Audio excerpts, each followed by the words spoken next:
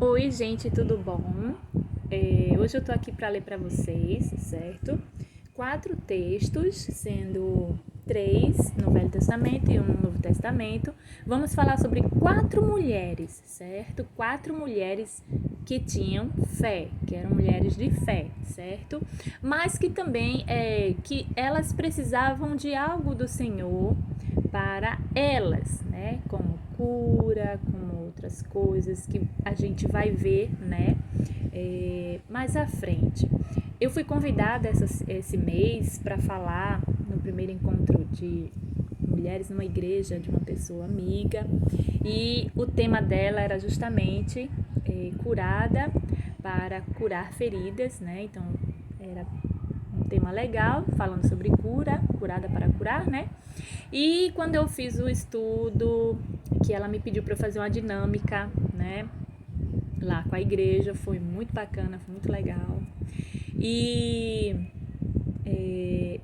Deus me inspirou nessas 4 mulheres, certo? E eu quero deixar aqui gravado para vocês, né? E sem demora, vamos lá. Eu quero que vocês acompanhem cada texto, certo? Que eu vou ler, e que Deus possa abençoar a vida de vocês desde já, mulheres, porque as mulheres, elas foram criadas delicadamente, como eu já falei, né? Tenho falado muito esse mês corrido sobre mulheres, né? E que nós somos assim, né? Somos lindas, somos perfeitas aos olhos do Senhor. Falando humanamente, temos nossas imperfeições. É isso que nos leva à perfeição, né? A nossa imperfeição. E eu quero deixar aqui para vocês algo muito especial sobre essas 4 mulheres, certo? Primeiramente, que você possa, não sei se vai se identificar com alguma delas, né? Ou que não seja das 4, seja outra biblicamente. Você comenta aí, se quiser, claro, no comentário. E compartilha desde já esse vídeo, porque é muito importante. Fala sobre cura, certo? Então vamos lá. O primeiro texto, ele se encontra, lógico, no primeiro livro, como eu já sempre ensino, primeiro livro da Bíblia é o Gênesis, capítulo 18, apenas do versículo 11 ao 15, certo? Capítulo aqui 18, vamos ler do 11 ao, vamos usar a mesma paletinha que a gente marcou, né? Do 11 ao 15, que diz assim, versículo 11. Ora, Abraão e Sara eram já velhos, logicamente que a primeira é sobre Sara, eram já velhos e avançados em idade, e a Sara havia cessado o incômodo das mulheres. Sara então riu-se consigo, dizendo: terei ainda deleite depois de haver envelhecido, sendo também o meu senhor já velho? Porventura o Senhor a Abraão, perguntou o Senhor a Abraão: por que se riu Sara, dizendo: é verdade que eu, que sou velha, darei à luz um filho? Olha só, Sara estava escutando atrás da porta, como diz o ditado. Há porventura alguma coisa difícil ao Senhor? Ao tempo determinado, no ano vindouro, tornarei a ti, e Sara terá um filho. Então, aqui nesse texto fala que apareceram 3 anjos, né, a Abraão. E Sara, logicamente, foi fazer o que devia ser feito, acho, para poder servir, né, os manjares. Logicamente, pediu a Sara para fazer, né, porque ele pediu para os anjos não passar, ficar ali. E o anjo abençoou Abraão. E Sara, ouvindo, riu-se. Por quê? Porque ela se achava velha, né? Ela tinha algo para ser curado nela. E o Senhor já estava dando ela com a incredulidade que ela teve no momento. Porque, assim, a fé de Sara ela tinha. Dígia, mas tu não disse que é mulher de fé? Sim, Sara tinha sua fé. Tudo que Abraão fazia, ela estava lá do lado dele, com maior fé para realizar, conquistar. Mas algo nela, quando era para ela tinha algo nela que precisava ser curado, porque ela se sentia velha, o sentimento de velha, de que não podia mais nada, entendeu? Relacionado a ela. Então, Sara precisava de cura sentimental. Uma cura sentimental, porque ela achava que estava velha, que não adiantava, mas Deus, através do anjo, já estava dando a alegria dela aqui. E a resposta da cura sentimental dela, ela não percebeu. E lá na frente ela ainda disse, né? Então Sara negou no 15, dizendo: não me ri, porquanto ela teve medo, por isso que ela negou. Ao que ele respondeu: não é assim, por que te riste? Então, assim, do 11 ao 15, mostra que Sara, ela temeu, né, com medo, E respondeu isso novamente, negando a Abraão. Só que Sara riu pela incredulidade dela e ela precisava ser curada, certo? Então, a primeira mulher temos aí, que Sara tinha fé, deixar bem claro, mas deixou-se abalar um pouco por conta da sua velhice e deixou seu sentimental ficar assim, certo? Mas sabemos que Deus respondeu a promessa que foi lhe dada, né? Vamos para a segunda mulher. A segunda mulher também é relacionado um pouco a filho, né? É em 1 Samuel. Eu vou ler só o 10, 15 e o 16, né? O primeiro livro de Samuel, o 10, o 15 e o 16, que diz assim, que Ana roga a Deus que lhe dê um filho, né? Ela, pois com amargura de alma, orou ao Senhor e chorou muito. Vamos para o 15. Mas Ana respondeu, né? Porque ela estava dentro do templo, né? Orando. E o profeta olhou e disse, tá beba, mulher. Mas ela respondeu, não, Senhor meu, eu sou uma mulher atribulada de espírito. Não bebi vinho nem bebida forte, porém derramarei a minha alma perante o Senhor. Não tenhas, pois, a tua serva por filha de Beliel, quer dizer, filha do mal, né? Digamos assim. Porque da multidão dos meus cuidados e do meu desgosto tenho falado até agora. Então, quer dizer, Eli, que era o profeta, né, na época, viu a sinceridade do seu coração, disse para ela em paz, né, nos próximos versículos você vê, acompanha aí, no 1 Samuel, e abençoa ela. E logo, né, a promessa de Ana que ela fez, Senhor, se me der um filho, ela daria de volta ao Senhor, né. E o Senhor lembrou dela e com certeza, tanto que Eli disse, vai, tua petição que ele fizeste, Deus de Israel te conceda a petição, né. Então, a palavra profeta, aquele que estava nos pés do Senhor, tão íntimo que ele dava uma palavra e era abençoado mesmo, já acontecia, né? Que era a intimidade tanto que ele tinha determinado por Deus, né? Essa bênção de autoridade. Mas Ana precisava do quê? Ana precisava de cura na alma, porque ela tinha uma tristeza nela por conta do filho. Ana era meio que era estéril, né? Porque não tinha filhos. Mas Ana tinha um bom esposo, lhe dava tudo, mas ela não se sentia completa por não dar um filho ao esposo. E foi chorar onde? Dentro do templo. Não quer dizer que ela não tinha fé, ela tinha fé. E se não fosse assim, ela não tinha ido lá dentro do templo, né? Que é a igreja que chamamos hoje é o templo, apesar que o templo também somos nós. O templo dela estava em tristeza, né? Mas ela tinha a fé dela e ela queria renovar isso sempre. Então, ela foi clamar a Deus no templo. Então, Ana precisava de cura na alma, no espírito que estava atribulado. Atribulado o espírito de Ana estava. A sua alma amarga por conta da tristeza, que ela se deixou abalar pela tristeza da falta de um filho. Mas vimos aqui que Deus também honrou a Ana, falando através do profeta, né? E daí nasceu Samuel, verdade? Então vamos para a terceira mulher. Vocês estão gostando? Se está gostando, dá uma curtida aí. Fala alguma coisa. Se você tem uma história linda sobre seus filhos, sobre algo de promessa, de cura, comenta aí, compartilha comigo também. Não é obrigado, mas eu sempre gosto de compartilhar. Então, a terceira mulher, logicamente, a princesa que veio se tornar a rainha Esté. Vamos ver de que Esté precisava. Vamos ler no capítulo, apenas um versículo, o capítulo 4, né, a consternação e a tristeza dos judeus, né, fala. O capítulo 4 e o versículo 16, deixei até marcadinho, porque eu já citei ele antes. Diz assim, vai, Esté já respondendo ao seu tio Mardoqueu, né, que pediu, né, para ela fazer alguma coisa pelo povo, já que ela era judia. Vai, ajunta todos os judeus que se acham em Suzã e jejuai por mim, e não comais, Suzã é a cidade, né?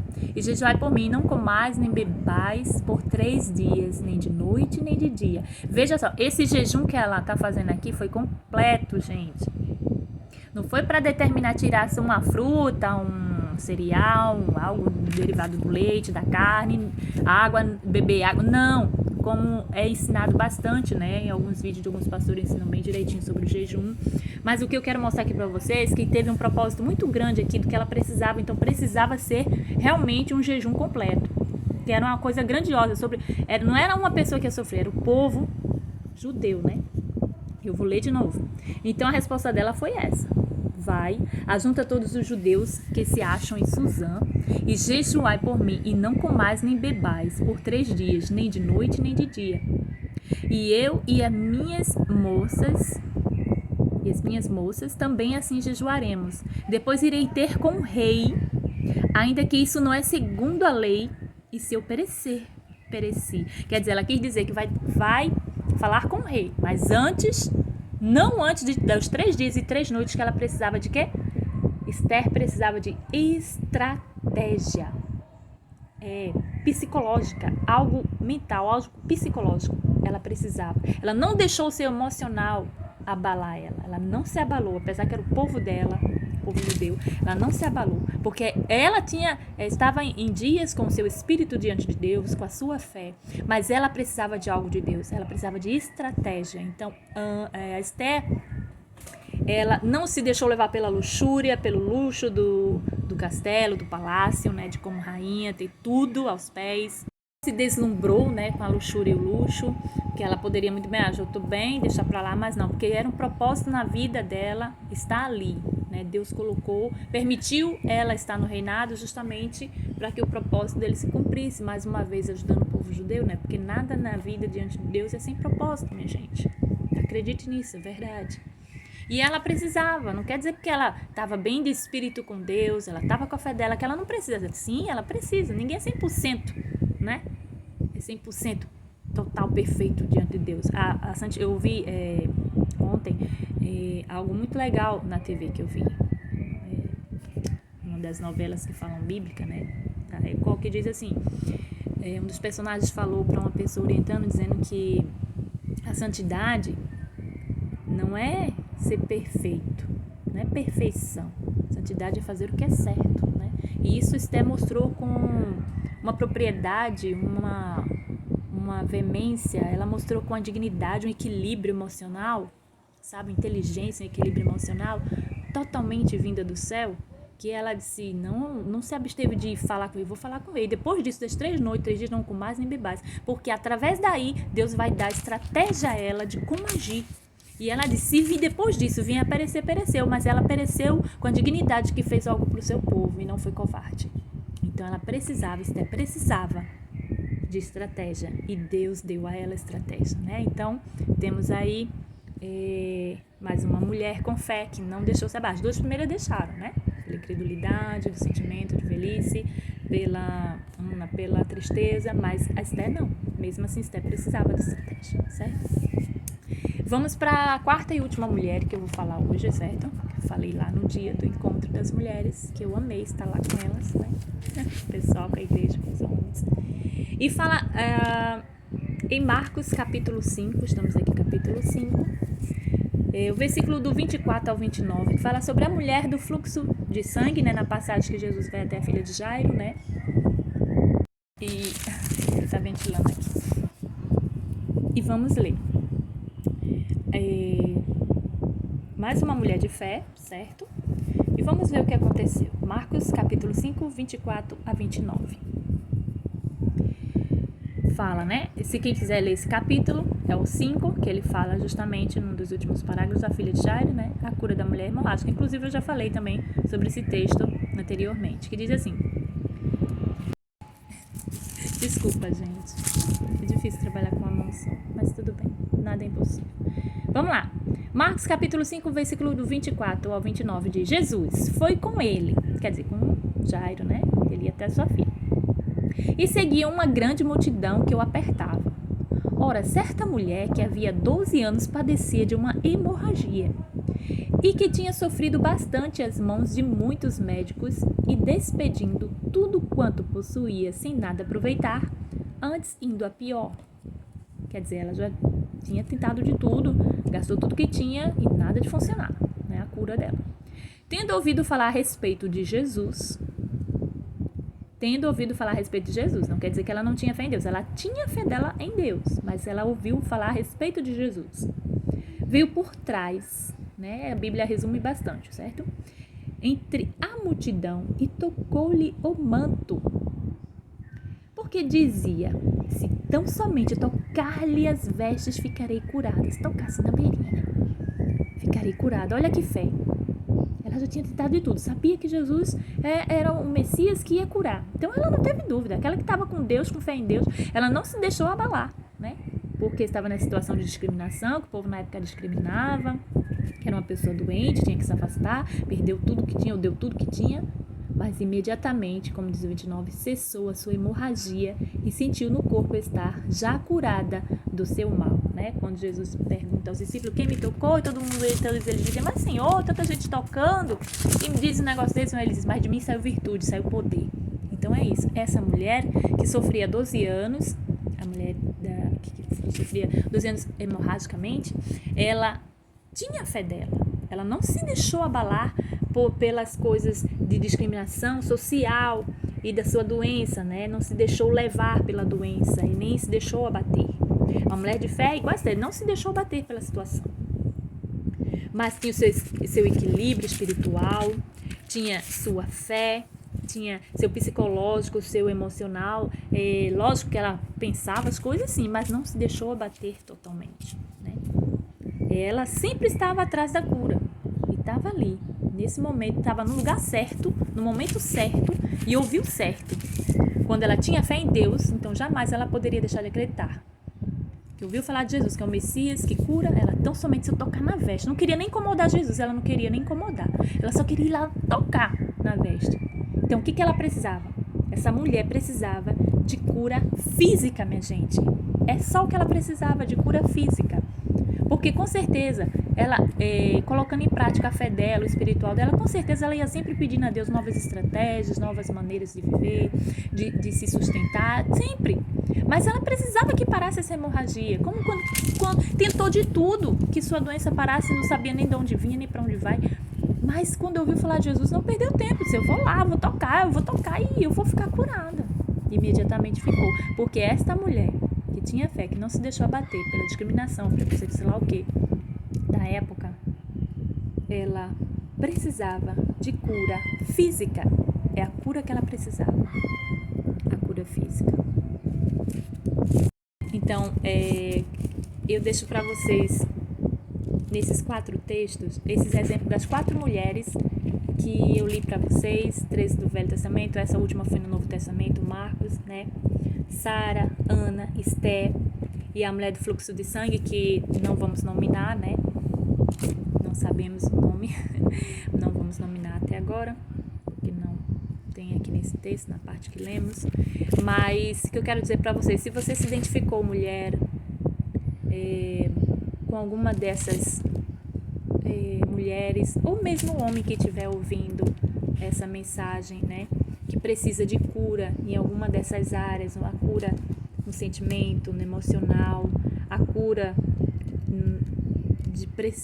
na cura física, a cura ou uma estratégia que precise, né, psicologicamente, a cura psicologicamente, uma estratégia social psicológica para lidar com sua vida, com sua saúde, com sua igreja mesmo, com seu trabalho, ou com sua própria vida. Então, que você possa meditar nesses textos, certo? E que você venha... Eu vou deixar aí na descrição, vou tentar deixar bem direitinho na descrição, certo? Os 4 textos dessas 4 grandes mulheres, né? Que nos deram exemplo, né? Que as 4, lembrando, as 4 tinham fé. São mulheres de fé. As 4 tinham fé. Todas as 4 tinham fé. Só que cada uma precisava de algo. A Sara precisava de cura sentimental. A Ana precisava de cura na alma e no espírito. A Esther precisava de estratégia psicológica para chegar ao rei. E a 4ª mulher precisava de cura física. Cada uma tinha algo, mas todas tinham fé. Igual a nós hoje, nós temos fé, mas precisamos sempre de algo no Senhor. Então, que você possa ter gostado, medita, releia, compartilha com a mulher que precise, com o homem que precise, com a adolescente, com o jovem, com quem quiser. A palavra de Deus é para todos, certo? Só que existem regras nesse YouTube pra gente postar vídeos para criança, para adulto, e tá certo, tem que ter organização e controle, certo? Então, eu desejo que vocês possam abrir o coração para o Senhor, para receber essa mensagem, que possa ser curado, para que o Espírito Santo de Deus possa curar algo que está precisando na tua vida, seja sentimental, emocional, psicológica, seja seja uma estratégia, seja algo que você precise, seja um controle, certo? Então, que Deus possa abençoar. Compartilhe o vídeo, comenta, se inscreve, dá um like, como eu sempre falo aí, né? Vocês já sabem que eu não gosto que sejam obrigados a isso, mas se de tudo você apenas compartilhar esse vídeo, já está ajudando a avançar a palavra de Deus no coração que precisa, tá bom? E vai sempre retornando a bênção para nós. Então, Deus possa te abençoar. É uma alegria imensa estar aqui. Sejam bem-vindos novos, como é que chama? Inscritos, né? Os novos inscritos que estão chegando no canal. Está cada dia mais, assim, sendo compartilhado, crescendo, porque eu disse, Deus, que esse vídeo possa chegar no coração de pessoas que precisam ouvir. Porque já tem muito na internet, já tem muita rede de gente falando. Eu não sou uma das perfeitas nem das melhores, como eu disse, não há perfeição. Mas o que eu tenho aqui é o que eu te dou, essa palavra maravilhosa, certo? Compartilha, gente. O que eu tenho de melhor tá aqui, certo? O que eu aprendi com meu pai, aprendi com minha grande mãe, que é uma excelente mulher, uma excelente mulher de fé, é uma sogra excelente, é uma vizinha excelente, é uma mãe maravilhosa, excelente, é uma avó, é uma tia, é uma esposa linda do meu pai. Gente, minha mãe é tudo e muito mais. Então, assim, valorize quem está perto de você, valorize sua mãe, a mulher que você tem em casa. A minha mãe, eu valorizo ela porque ela é a mulher que eu me espelho, ela é a mulher que me ensinou e que continua me ensinando. Eu nunca vejo minha mãe reclamar de nada. Minha mãe, todos os dias, faz o que faz pela gente. Se faz um almoço, se faz um feijão, se faz alguma coisa, se compra um presente, faz tudo, que é para tudo e todos, até para os vizinhos. Minha mãe tem um coração grande. Então eu não posso deixar de seguir o exemplo dela para mim. Ainda que cada filho cresça e se molde, olha, se você tem uma mãe maravilhosa como a minha, que Deus deu, valoriza, abençoa ela em nome de Jesus. Mãe, minha mãe tem nome de princesa, tá? É linda, é maravilhosa. O nome dela é Alice, tá? Eu vou falar porque a minha mãe, eu posso falar o nome dela. É nome de linda, de princesa. E eu sou a mais nova de muitos filhos que ela tem. Uma Deus já levou, como eu já falei num vídeo aqui, mas eu sou muito feliz porque minha mãe e minha avó também era uma delicada de mulher, meu Deus, pena que eu tive pouco tempo com ela, mas é maravilhosa, foi maravilhosa, minha avózinha e minha mãe também é excelente. Gente, eu amo minha mãe, tá? Minha mãe é tudo de exemplo que eu tenho na vida. Meu pai também, eu costumo dizer que não há meu pai sem minha mãe, não há minha mãe sem meu pai, eles são só, inclusive tem a mesma idade os dois, né, 81 anos. Gente, 81 anos, sabe o que é isso? Eu quero chegar e passar também disso aí, eles estão passando. E aquelas pessoas que chegam à velhice com muitas idades é porque Deus se agrada, Deus tem honrado eles, como eles já estão honrando a Deus, que diz em Êxodo, honra teu pai e tua mãe para que teus dias se prolonguem na terra, né? Então eles fizeram isso, então estão recebendo a dádiva do Senhor agora em vida, tá? Então Deus possa abençoar a mãe de vocês também, vocês que são mãe, que serão. Muito obrigada por compartilhar e estar comigo no canal, certo? E que essa palavra possa penetrar no coração de vocês, para que o Espírito Santo possa fazer habitação e cura, certo? Então, Deus abençoe, até o próximo, beijinho.